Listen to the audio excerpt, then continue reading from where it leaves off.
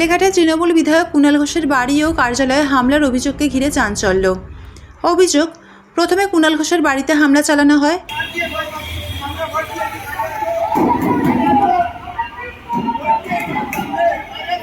এরপর তার কার্যালয়ে হামলা চালায় দুষ্কৃতীরা। কার্যালয়ের বাইরে থাকা মমতা বন্দ্যোপাধ্যায়ের ব্যানার ও পোস্টারও ছিঁড়ে ফেলার অভিযোগ উঠেছে।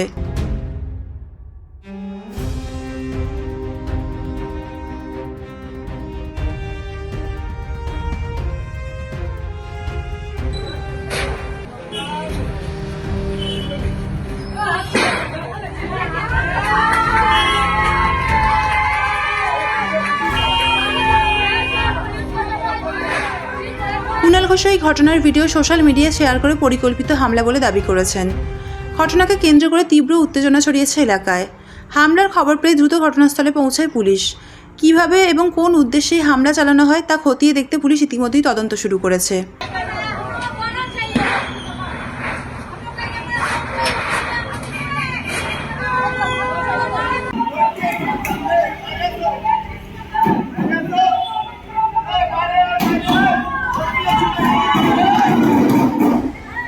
ফলো করুন পাবলিক মিডিয়া।